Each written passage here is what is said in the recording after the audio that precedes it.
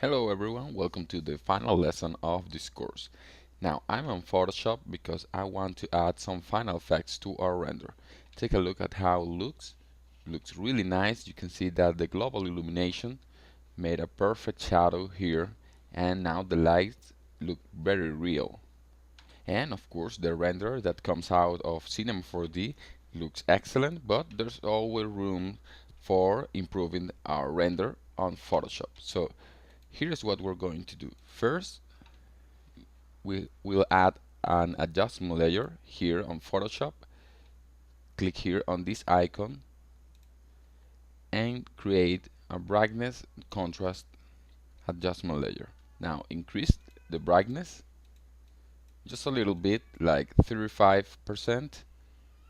Maybe we can increase also the contrast a little bit, like 15. And you can take a look at how it changes, because right now it was too dark here. So now it's looking fine.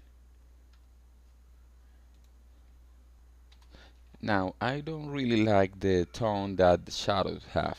I want the tones of the shadow to be like this orange tone. So I'm going to add a new adjustment layer for selective color, and on neutrals you can see that we have here colors, neutrals. Now we're going to decrease the cyan here just a little bit, like 30%, minus 20%. You can see that now the tone of the shadow is different. Maybe we can decrease also a little bit the black. Okay.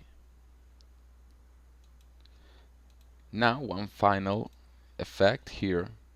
We're going to filter, and I want to create some sort of depth of field here to make it a little bit more realistic, because this part is a little farther away, this is closer, and I want the middle to be focused.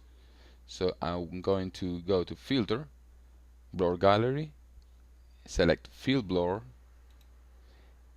and now you can see that everything is really blurry now, but we can fix that. We will create some pins where I'm going to create a pin here, another pin here, and this one on the middle, and I'm going to decrease the blurriness. You can see that if I decrease the blurriness, everything is focused now, and I can increase it until I can see almost anything. So for now, let's leave it here, and then I'm going to just click here on the top part of our render to create a new pin, and I'm also going to create a pin here on the bottom. Now I'm going to select the middle pin, which is this one, and I'm going to remove the blurriness. I'm going to set it to 0. You can see now how it creates the effect that this is focused and the rest of it is blurry, so we have a nice depth of field. But of course this is too much, so I'm going to click on these pins and I'm going to lower the blurriness to, I don't know, maybe 5% here, and also here 5%. So you can see that it's really a small blurriness, but it gives a nice touch to our render. So you can also change maybe the lights, you can change the bokeh color, but we're not going to touch any of this. Now click OK, and we are all set here. So now we have a really nice render, a 3D typography made on Cinema 4D, and we just tweaked it a little on Photoshop. You can see that creating a 3D effect on Cinema 4D, a 3D text, it's really simple.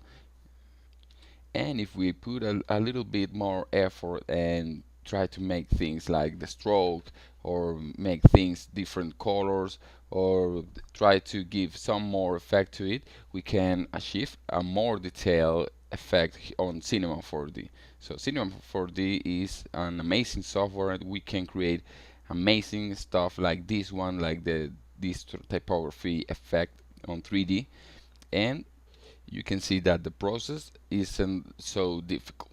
So I hope that you enjoyed the course.